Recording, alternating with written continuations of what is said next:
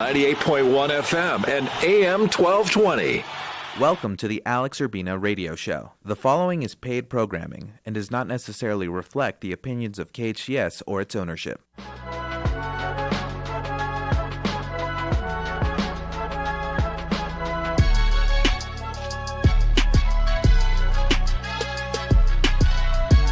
And welcome to the Alex Urbina radio show. Today we're live in the KHTS studio in beautiful downtown Newhall, California.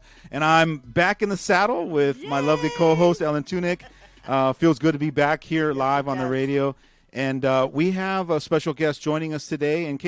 Before I introduce him, in case you're a first-time listener to the show is all about life coaching. And if you've ever had a life coach or a coach open up possibilities for you, I want to tee you up on how to listen to this show. I want you to listen to the show with an open mind. You have to be willing to be open to all possibilities rather than listening from, I agree with that, I don't agree with this. Be open to seeing how I can see it like that. As we open up a discussion about certain topics, you want to try to see if you can see it the way either one or two or three of us or five of us see it.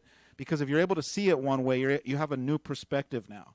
And personal development and personal growth is all about figuring out how to see it a new way rather than the fixed way you've always seen it. Because if you're always seeing it the same way, you're going to keep seeing it that way, choosing from that way, and then getting results from that way that you've seen it. But if you're able to see it in a new way, you have a new way to look at it, which makes new choices, bringing new results. So that's how I'm going to introduce the way of listening to this radio show.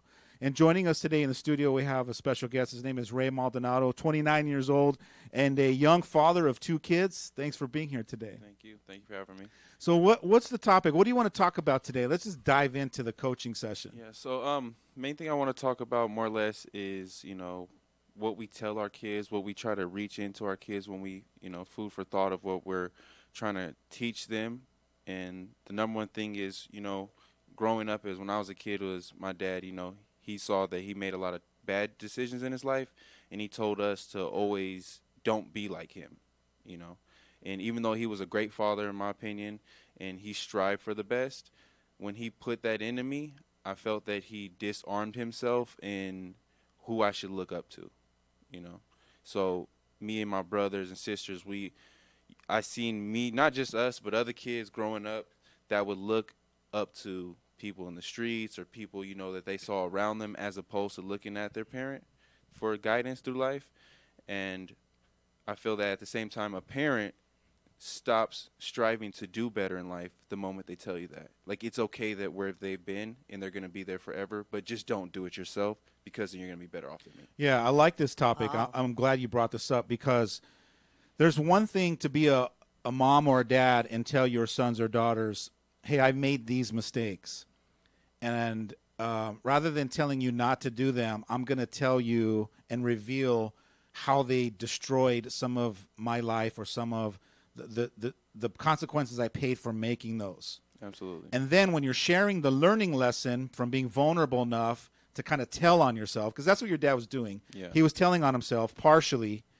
But if you're revealing, hey, son, hey, daughter, these are the mistakes I've made, and if you go down that road, you could potentially make those same mistakes. However, I'm going to keep doing that.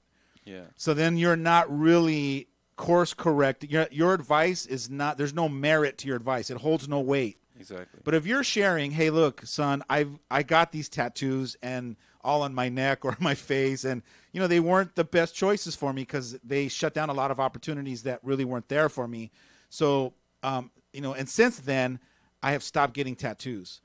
Does that make sense? Absolutely. So if you're giving the advice as a mom or a dad and sharing I made these mistakes, hey, son, don't go down that road, you also have to be modeling the course correction along with it. You can't tell your son or daughter, hey, don't drink, and then the next weekend you're sitting there partying and you're drinking, because I think what happened was you lost there was some credibility that was lost with your dad because he was telling you what not to do, but yet he wasn't making the changes along with it. Exactly. I think had he had made the changes, you would have went, oh, okay, I now honor and respect my dad being honest with me and sharing and revealing that stuff, but he's also modeling how he course corrected it as well. And changed. Yeah. Yeah. Because number one thing too with growing, I look at everything as growing. Everything grows in all directions. You know, if you look at a tree, the roots grow down. You know, when it blooms, it grows up, it grows out. So you have two options in life. You're either gonna slowly die or you're gonna keep growing. You know, in the moment that I feel that you're not growing, you're not changing, you're not trying to find a way to change. Even if you don't know how to change, there's resources, there's ways to learning how to change. And if you're not doing that, you're setting yourself short. And when you have kids, you're giving them a short end of the stick as well. Absolutely. And I also want to point out that if you're lucky, most of us will outgrow our parents, will out-evolve them, right? Because most parents, Hopefully. by default, most parents stop growing. Yeah. We think to ourselves, "Oh, I'm the adult. I'm the parent. I can roll it. I can step into the teacher mode, and I'm going to teach my kids." Yeah. However, when they step into teacher mode, they also step out of the student mode. So they stop learning or growing, and they get stuck there. At a certain point, your kids, because they're in student mode and they're also being taught not only by you, but their peers, the world, society, they're going to keep evolving. And so it just seems to be this natural phenomenon where kids out-evolve their parents. Absolutely. For me, as a conscious father, being young at 23, I told myself I didn't want my kids to out-evolve me, even though I knew they would. So I would stay in there constantly working on myself to be able to try to get to that point where if they do outvolve me, it's at 30 or it's at 45 or it's at 60. I wanted to try to stay ahead of them, and they still passed They me up. blew you Their away. light heads, because they're not only learning from their own mistakes and their own awareness, but they also grew up learning from my awareness and the mistakes and the stuff that the insight I was sharing with them. So they grow double. They doubled their capacity of growth and maturity and consciousness. But isn't that what we all want as parents? Is to our kids to be more evolved than us and to take our next generations to higher levels? Yep. Think about it when you're young and you have your experiences as a child with your parents. In your head and in this belief system you're creating for yourself, you're doing that checklist, well, I'm not going to do that. And I'm not going to do that. Yep. I might do that, but I'm never going to do that. So what we do, at least what I've did was I created the book of parenting for myself. Well, what I've found is when you do that and you're checking off all the things that you thought you were going to be able to do, you stop being present with your children and you stop hearing them and you stop growing with them because you've got this little idea in your head that you created as a younger person through your experiences that this is how you wanted to be as a parent. Well, we all know, best plans never, pan out. Yeah. So, I mean, that's been the aha for me is, even with grandchildren, I have 10 grandchildren, is that I learn more and can be in a place where they learn more by just being present and open. Absolutely. What do you think the biggest thing that your dad taught you, whether it was consciously or unconsciously, or if it was positive or negative, just the takeaway because you got to remember, we're the meaning maker to our own growth. What did you learn from watching your parent or your dad father you, and then take that golden nugget and then decide, I'm going to now either teach my kid by virtue of not doing that or doing that? I mean, the number one thing was hard work. My dad literally broke his back working, and I always took that. I work, even if it's not my job, I literally work anywhere I've ever worked like it's my own company. There's good and bad from that, but I still do it. And so he's taught me that. There's different things, but I just felt like with him doing that point, when he was like, just don't be like me. Just don't be like me. I've done this. He had been to prison when he was young. He's like, I've fixed things. I've changed things around, but don't do that. And I literally walked around with this fear that I was going to grow up and be like my dad. How old were you when this was said and impactful? Probably when I was like 7 or 8. Wow. And all through high school, I had that fear. I had it on my back. And I started when I got into like late teens, early 20s, I felt though I was becoming my father. I was making some of those bad decisions. I was headed in that same route. But, you know, just being so scared of that, I was kind of like blocked in on seeing that it's okay at one end to still, we're all going to be like our parents at some end of it, but that doesn't mean that I'm going to now sit back and not keep growing and keep learning from everything around me. And then, you know, I had my first kid when I was 20 years old, and I was pretty young. And, you know, I told myself that's not it. I'm never going to tell my kids don't grow up and be like me. I'm always going to keep pushing. And no matter what, I'm always going to keep pushing to show them, no, be just like me. It's okay to be like me because I'm pushing to grow. And to keep growing in everything and learning from everything that I do, your mom does. Anybody you see around that's good that's doing something, you can do it. Like, I opened up my first business this last year, and my daughter comes back the next 2 days. She's like, Dad, I just opened up my first business. I'm selling Play-Doh at school. Nice, you know, I'm selling silly putties. nice. You know, Yeah. and then she started writing books, and she sold a book to some kid for like $10 or something. She's like, Oh, Dad, my I got my own bookstore now. You know, and I saw with that how much, you know, she saw that I could do it, and now she's in everything. She wants to open up her own business now. She wants, you know, she's not limited to the fact that she can't do anything now because she saw me do it and me talking about it and manifesting my That's thoughts around That's it. awesome. Congratulations on beautiful. that, having that kind of positive influence on your kids, right? Yeah. But I want to challenge you here, and I'm going to throw something out at you. When you said, I want my kids to be like me, right? But that's on a positive path. Yeah. Your dad was on a negative path. Yeah. He was probably on a path of trying to figure out who he is, wrestling with his own demons, struggling and trying to overcome some challenges that either he was strong enough to do and not do. And so he just went down a path where he realized, man, like that path is not what I want for my son. Yeah. So the only thing he knew how to do was tell you, don't go down this path, which I'm assuming that it worked to some degree because of that fear, right? And this is where it goes back to fear-based parenting. He only know how to parent out of fear. So the fear-based parenting scared you enough to have you not go down that road to some degree, correct? Yeah, correct. So it did work. Yeah. But to some but degree. did it work to all of my brothers and sisters? That's the next thing I'm going to say is that it worked for you to some degree, but you probably paid prices. Yeah. And it probably only worked for you in some degree. Doesn't mean that the rest of your siblings actually it worked for them as well. There could have been a different way of parenting, a more empowering way if he had been known or taught that or done his own healing or had done his own continuing growth, both emotionally, spiritually. He could have went down a different road, which thank God something woke up in you, something triggered in you. And it could have been the birth of your son or the birth of your daughter. For me, having the birth of my son, it changed me. I don't know what it was, but being now all of a sudden responsible for this little baby, all of a sudden just changed me in a way. It was like I wanted to be better. I wanted to do better. And I think without, knowing you too in depth, I kind of feel that vibe from you. It was like when your kids were born. Yeah. It was kind of like now I feel like I have to be better as a human being. Absolutely. Yeah, I changed a lot.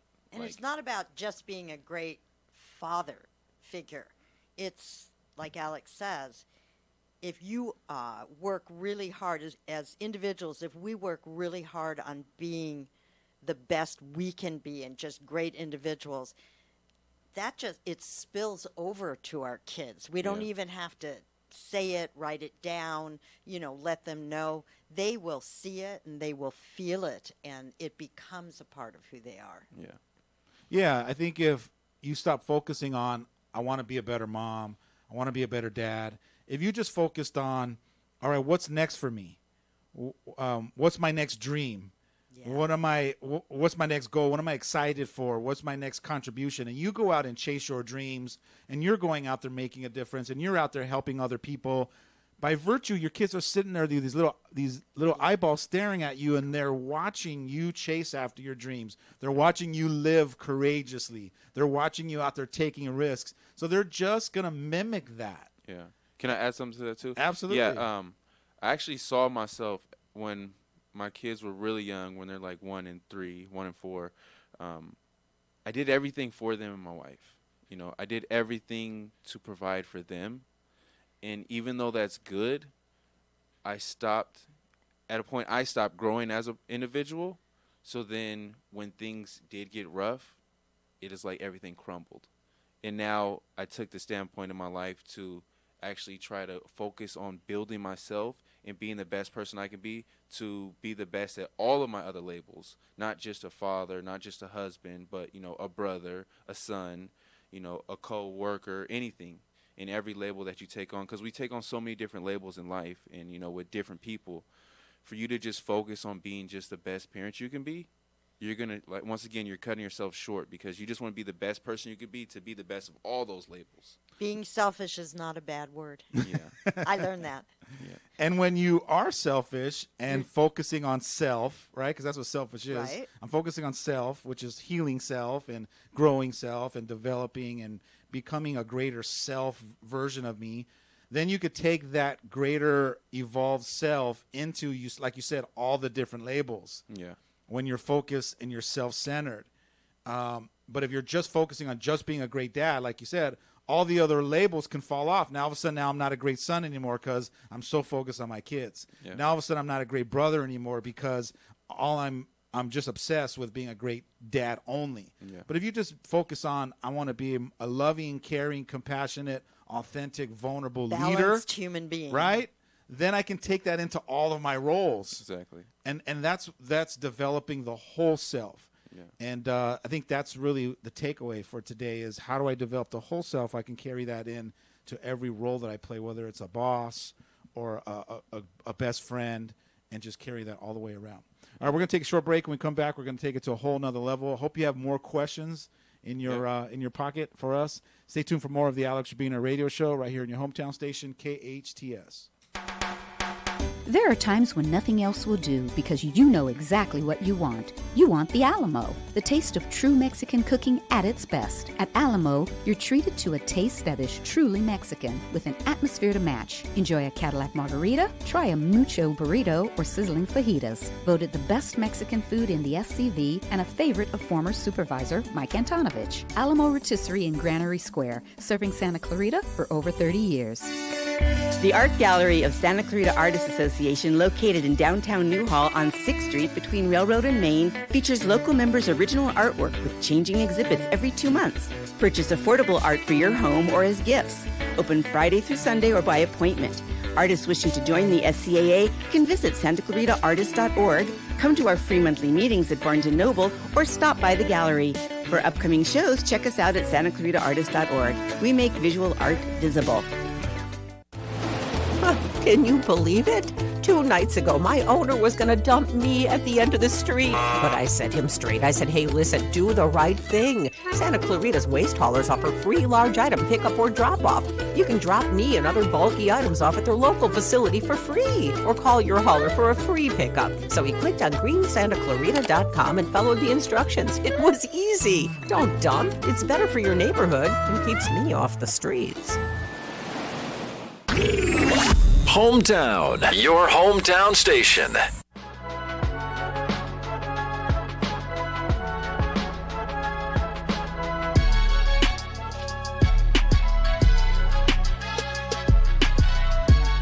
And welcome back to the Alex Urbina Radio Show. Today we're live in the KHTS studio, and we're talking to Mr. Ray Maldonado, 29-year-old father of 2, and in the hot seat here to ask questions, to continue to learn and grow and evolve. And my hat's off to you, man, for wanting to be open to learning and being a better father for your kids, and hopefully a better husband for your wife, and just being overall a better human being. And that takes a willingness to be open-minded and to sit down and hear other people share their testimonies, and to open up possibilities for you to continue to learn and grow. Absolutely. So what's next? What's the next question you have? What's the next topic you want to jump into? I don't know. Maybe self-doubt. Okay. Having self-doubt is just an individual in general. Okay. What about it? If you can form it into a question, what would it sound like when it comes to the area of self-doubt? What is the main reason why you're scared of that, or what's your true fears in that topic? Okay. All right.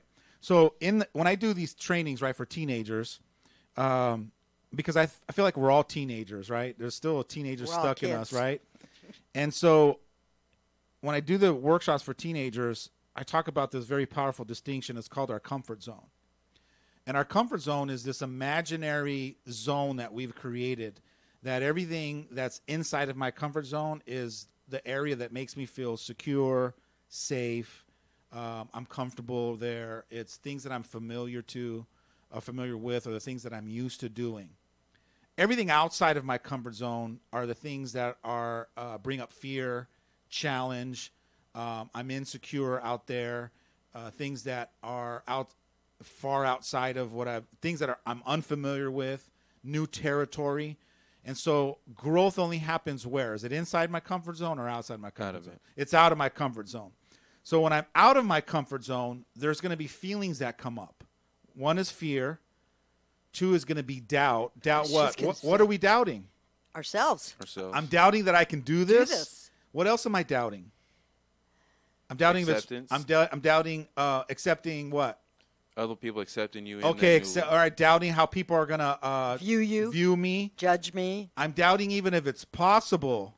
Yeah. There's this whole world of challenges that comes to doubt. I'm doubting self, You're just whether I can do it, everything. right? So, but all of that is existing outside of your comfort zone. Inside your comfort zone, is there any doubt? No. No. You're cool. Inside my comfort zone is where I all love. It's good. where I love to hang. It's where all my friends are at. Put I'm like, smile yo, on what's my up? I'm the face. big dog, right? Yeah. I know I have all the answers. I'm Mr. Expert. Outside of my comfort zone is where the doubt lives. You have to remember that to create results in life, it's always going to be forcing you to get outside of your comfort zone. So the fear of having to deal with self-doubt and doubting possibilities and just doubting anything, period, the fear of that keeps most people inside their comfort zone. It's about 80% of us human beings. We stay in our comfort zone and we try to create the results right at the edge of our comfort zone. And then there's some of us that have just learned how to accept that if I'm going to get out of my comfort zone and if I'm going to step a foot out, 10 feet out, or 50 feet out, that just fear and doubt comes with playing that game. So I'm going to learn how to just play that game with that. Exactly. Now, I'm assuming you've played sports before, I was going to correct? say, Yeah. football? Absolutely. So Yeah, you football, basketball. Okay, so you ran remember track. what it's like to hit the next level of challenge. Yeah. Whether it's playing in front of 20,000 people versus 60,000 Just people. stepping out on that court Getting or that out there, field. not knowing what's going to come, how good are they? Yeah. Do we have what it takes to actually win this? So that's what I love about sports is because it teaches you how to embrace the fear.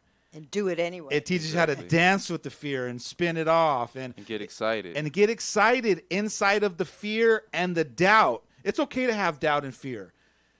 However, what is not okay is to be in resistance to the doubt and the fear and say, why do I have it? I don't want it. It shouldn't be here. You got to learn how to go, no, it should be here. Motivated.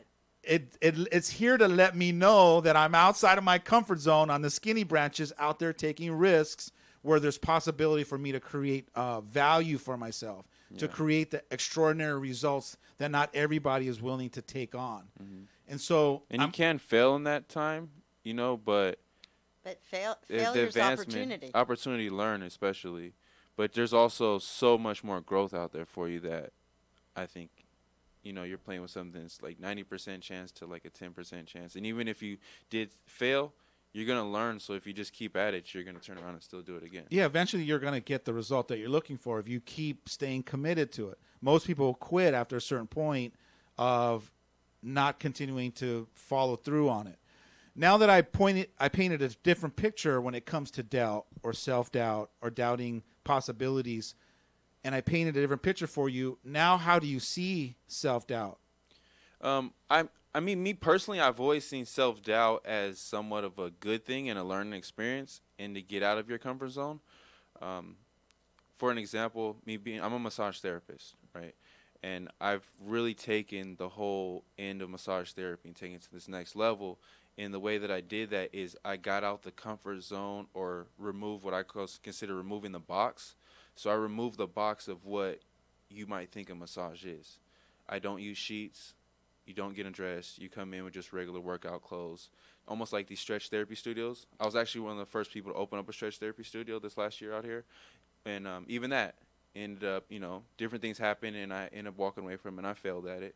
And I'm okay with that now because I learned so much in it, But at the same time, with me massaging, I got out the box and the idea that you have to lay down for 30 minutes on your face. Then I turn you over. Because that's what we've been shown and taught, That's right? what we were shown and taught. And even when I learned a massage, you're like, in an hour, I'm going to spend 5 minutes to set up, spend 50 minutes on you, 5 minutes to break down, as opposed to me spending that time. And you'll feel good for that hour.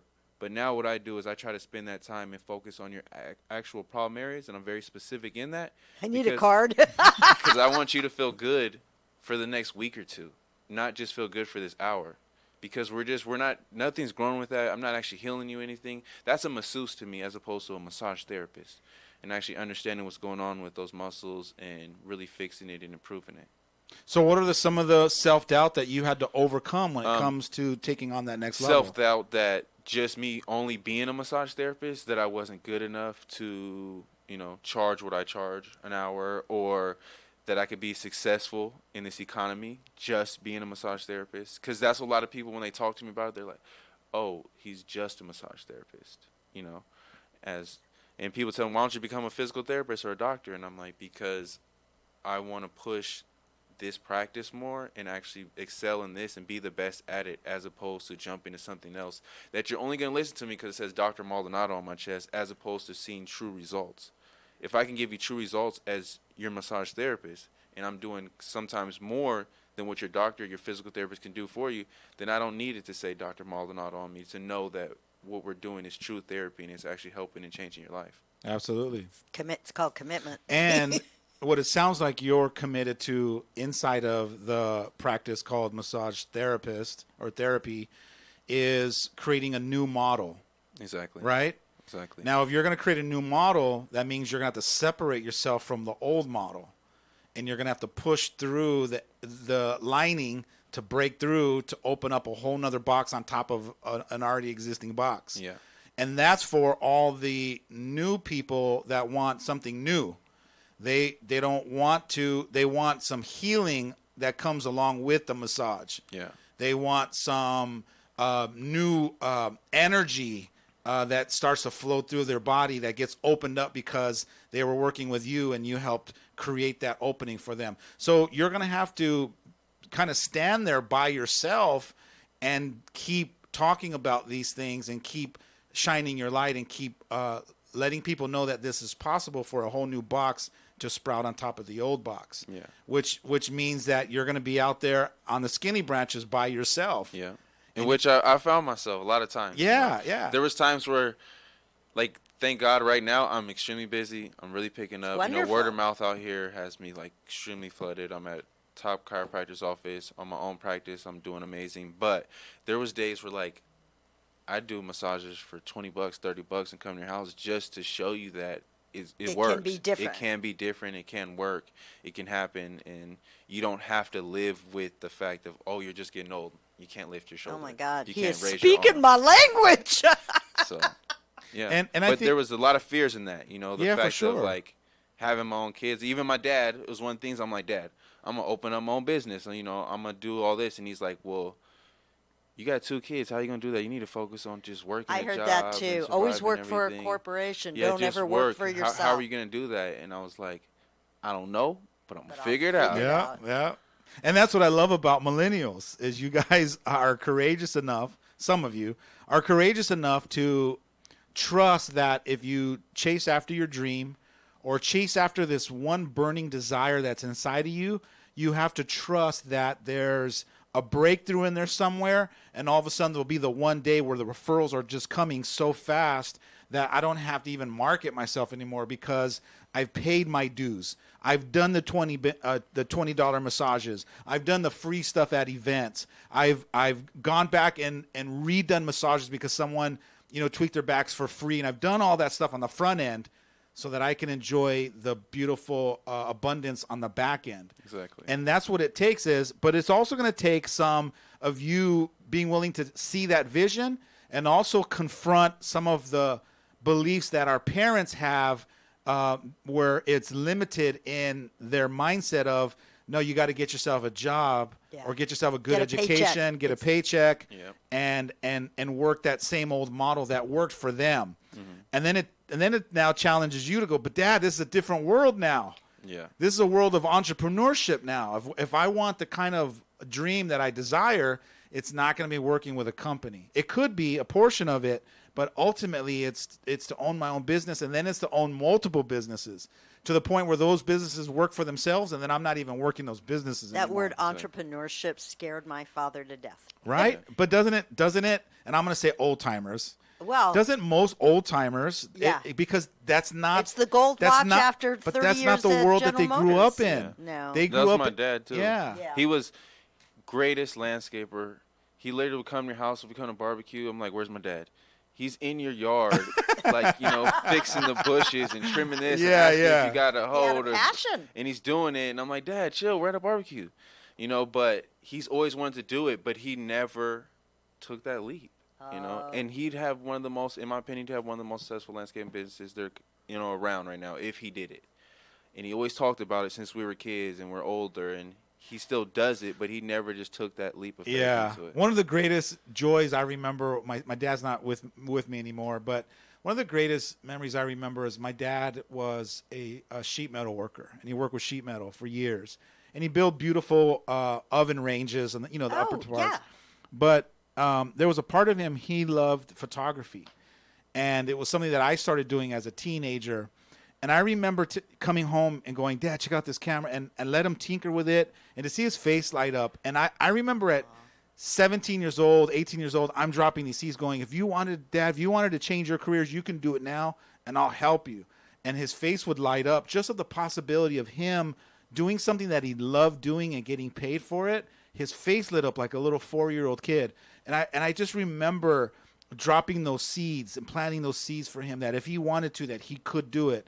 And I could see the struggle in his face because he was challenged with the old conditioning of, no, this is all I know. This is all I'm going to be. This is the safety. This is the safe zone. This is what's put food on the table, kids, when you were 4 years old. Yep. This is when we were sitting there eating, Campbell's soup and grilled cheese, and I had to, scrounge because it was this job that made us, move to where we're at today. So to let go of that old conditioning and that fear, Too hard. it had him a hold of him.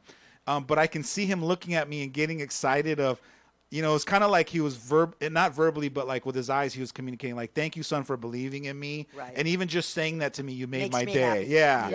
Yeah. And so sometimes maybe that's our job, is to remind our parents, even as they get old and retire, hey, you can still go do something. My kids tell me that all the time. You can still go chase your dreams and start a brand new life after 60, after 70. Yeah. You can start a whole brand new career, have a new awakening to realize, man, there's something that I can do that I love doing and get paid for it. I call that living the dream. And if I can do that in my retirement years, I'm gonna go for Bonus it. time. What else do I have to lose? Absolutely Right? nothing. Other than time sitting on the couch watching TV for hours on end. But I'm sitting here and listening to you, and at 29 years old, doing the things you're doing, pushing yourself. And, what I would share with you is don't worry about your kids, because they're watching.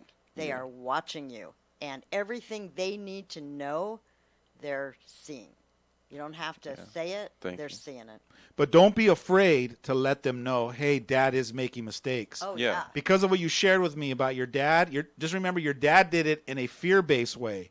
You can do it in a more inspiring way. Yeah. Hey, son, I went down that road. I know what that feels like because this is the mistake I made. Doesn't mean you're going to make it. I just want to let you know and share that this is what I did so that you can use that information to course correct around it. That doesn't mean that when you course correct around it that your own mistakes aren't going to fall in front of you, that you're going to have to navigate around. And I am here for you. That's what kids want. Absolutely. Just keep telling them, if that happens, I'm here for you. We'll figure this out. And it's okay. And it's okay totally to fail. It's okay to have those fears and everything, but that shouldn't stop you from doing especially what you love. And the reason why it's okay is because it's part of the process. Mm-hmm. Remember I talked about the comfort zone, and then there's we'll call it the courage zone that's on the outside. It's like space. It never ends. So it's like the comfort zone is the earth, and then space is the courage zone. Out in the courage zone, the unknown zone. Out there is a whole new world. It's a whole new atmosphere that requires for you to learn how to adapt with the fear, with the failures, with the challenges. It's got its own rules out there. Yeah. And if you're trying to figure out the rules of the atmosphere of the courage zone from the comfort zone, you're not going to understand them. You actually have to just force yourself to get off of the planet, out into that area, and then all of a sudden you go, this is how we play out here. This is how and this is how this feels. Yeah, and I'll never forget, one of my mentors would always tell me, you can't figure out the answers that are outside the box from inside the box. You actually have to take a leap of faith and trust and get yourself and jump out of your own box. And then once you're out there, outside of your box, all the answers become revealing to you. It's sort of like spirituality, too. When you get out and trust and you take that leap of faith, all of a sudden the answers start to come from within you. And you go, these have been here the whole time? Yeah. It's pretty amazing. All right, stay tuned for more of the Alex Urbina Radio Show right here in your hometown station, KHTS. Santa Clarita, bedbugs are taking over our city. They've invaded our homes, our businesses, and most importantly, our sleep. If you have suspicious bites that appear nightly, or have a bug that you need ID'd, your best option is to make one call to All Pro. We offer a 100% guarantee that your bedbug issues will be solved with heat in one treatment. No need to tent or spray your house with chemicals. Heat is all you need. Call 661-298-2200 or text me a bug picture to 661-645-0540. It's time to sleep tight again, STV. Something big is coming to Castaic. Is it a dinosaur, Bob? No, Blanche. Is it the 2020 Olympics? No. I know. We're finally hosting the World Cup. No, silly. They're building Castaic High. Bob, no way. Go visit CastaicHighProject.com. You'll get all the latest details. What's that web address again, Bob? CastaicHighProject.com. Again? CastaicHighProject.com. Bigger than a dinosaur? That's right. CastaicHighProject.com. Your hometown station, KHTS. Welcome to the Alex Urbina Radio Show. The following is paid programming and does not necessarily reflect the opinions of KHTS or its ownership.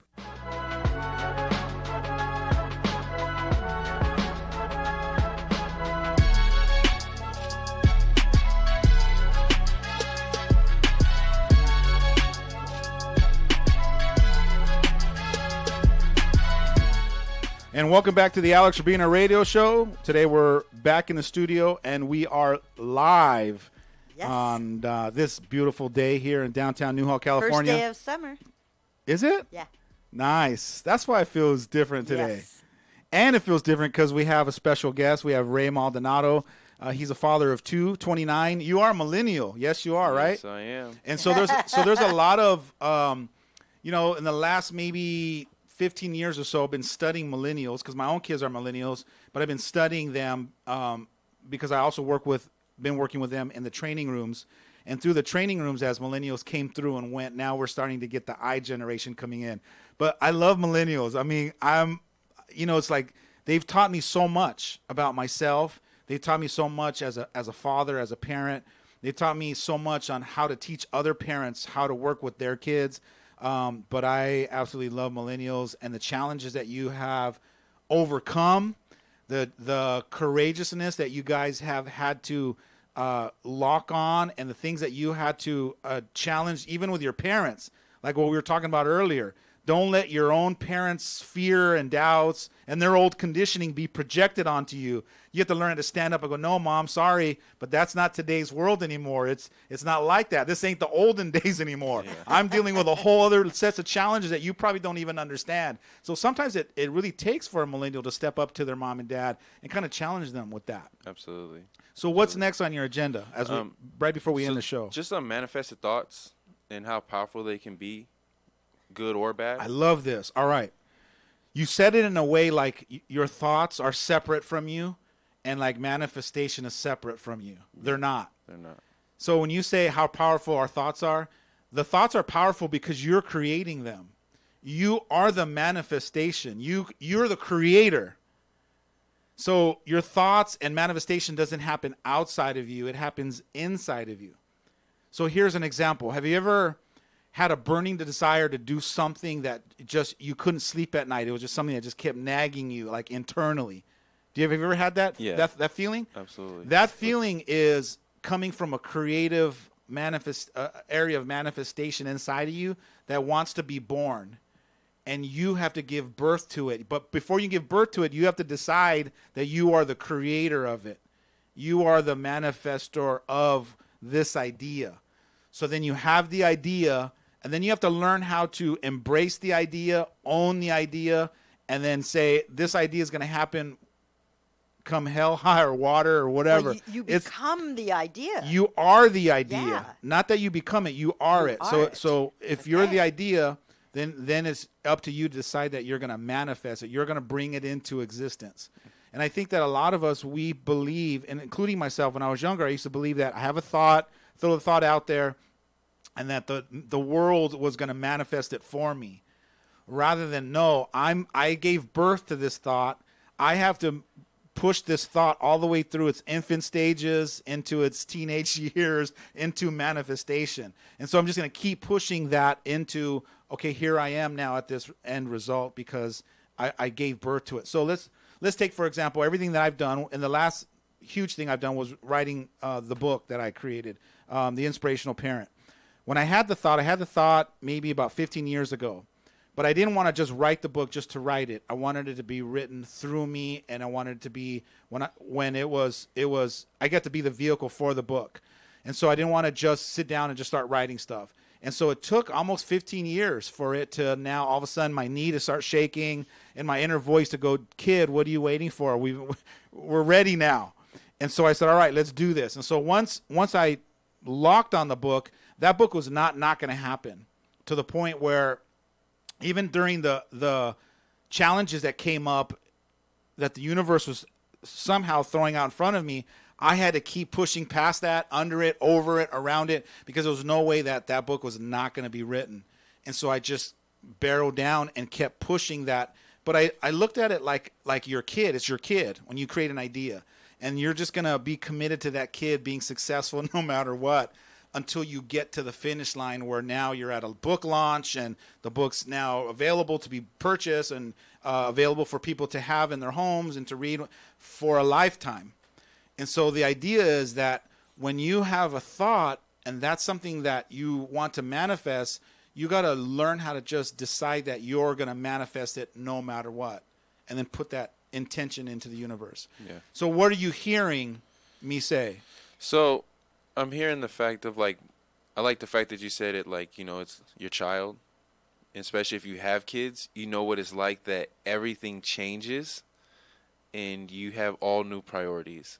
So if you have a true manifested thought or something you're trying to manifest, that if you treat it and look at that as though it's your own child, even though it's only in your head right now, and you act accordingly to that, at some point it will actually be reality. That's like right. You said, That's you'll right. actually be sitting there. That's right. Signing your book. That's and right. People be purchasing it, and it's available, and you've actually had printouts of it and everything at that point, and it's actually came to life. So even think of the word like conception. You have the conception of an idea, right? You gave birth to an idea. Now that's yours. You own that. You're the author of that idea. Yeah. You're the pilot of the idea. Now you got to find the vehicle and fly that idea out into drive it, to whatever, to its next stages. Stage 1, stage 5, stage 12. Boom, 25. We're at the end result now. Yeah. Now what do? You create a new idea. You're gonna create another. Now you one. give birth to another one. idea, or you create the idea of now multiplying whatever idea you created. So if it's a business, now it's like, now I want 3 businesses. Yeah. Now you duplicate them. So the point is that manifestation doesn't happen outside of you. It's created from you, and then the follow through is consistent in you driving it. And that's that difference between the head and the heart. When you manifest something, you have to put it together. It's not just up here. If it's here too and up here, that's where you want it to be. So those you can't see, when she's saying up here and up there, sorry. She's pointing to her head and her heart. Yep. Yeah, because I feel like your heart has the passion and the burning desire. We have the intellect that, can kind of that guides you.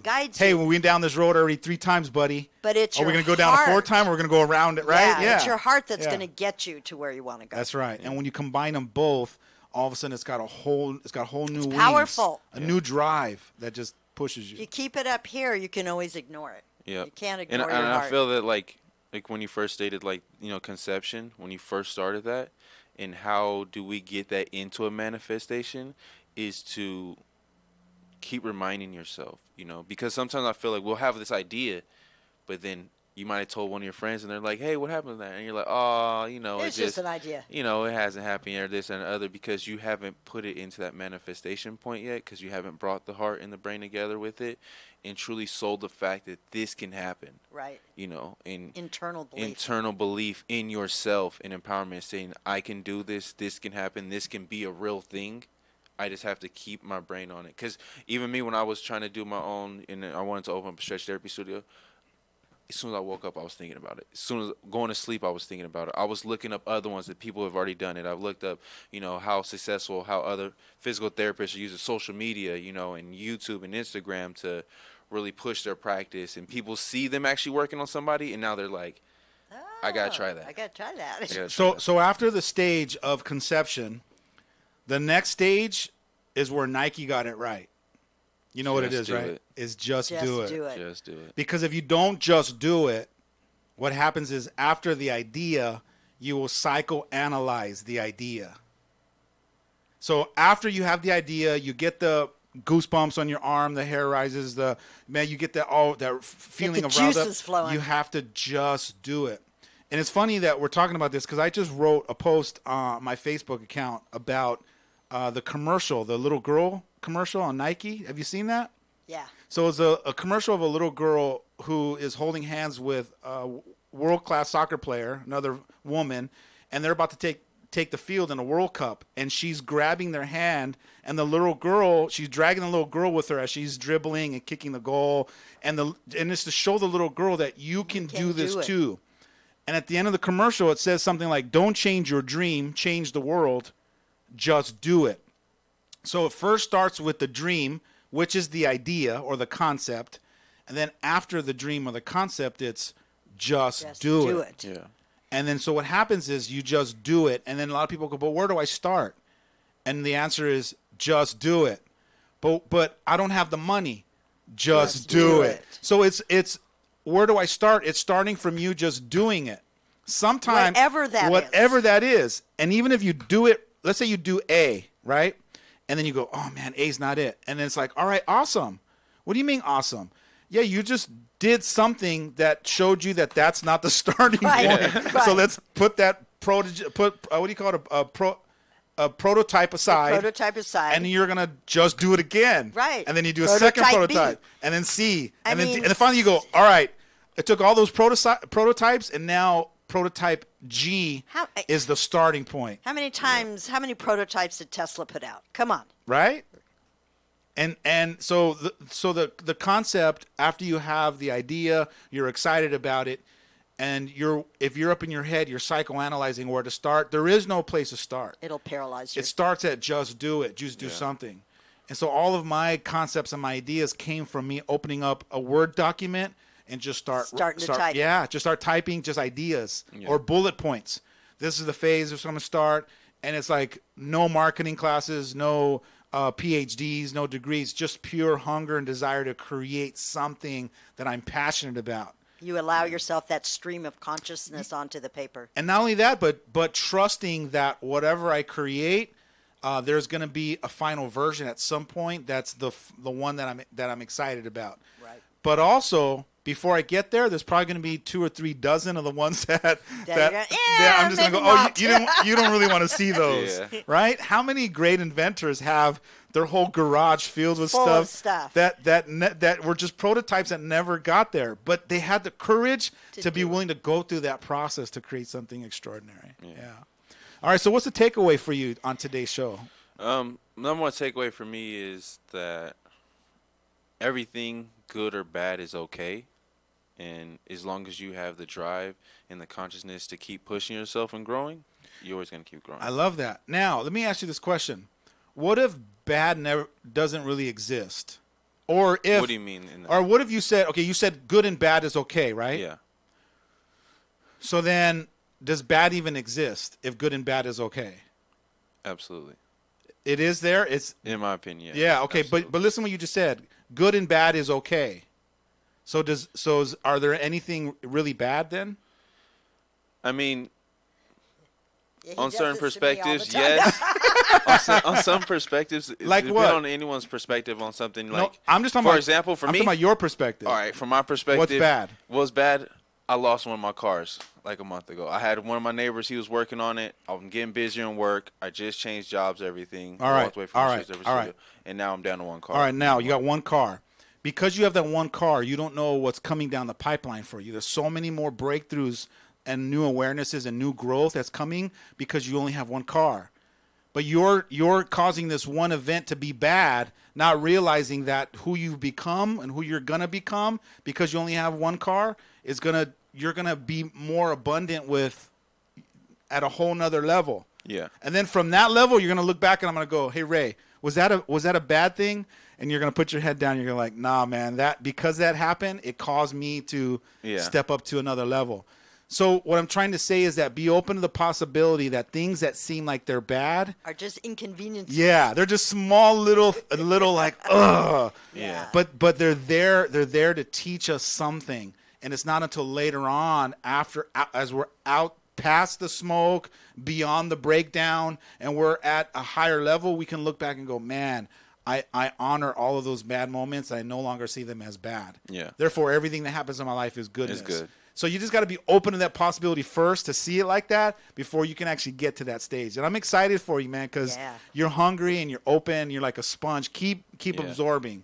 Huge heart. That's what somebody told me. One of my patients told me that a couple years ago. He's like, Ray, anything you do in life, be a dry sponge. Just soak up as much as you possibly can. I don't care what it is. Just soak it in. That's right. I wish there were dry sponges. I wish there were more young people like you that Absolutely. just willing to absorb it Be all. so open and to hang it. out with some of us old people that might know a few things. I don't know it all, but just because we want to contribute. tidbits. We want to contribute some of this stuff, right? Of course, but you we can't do. contribute if people We don't wanna want to share hear it. Yeah. Don't want to hear it. All right, hey, here's some of the bad news. Bad news is we got to go.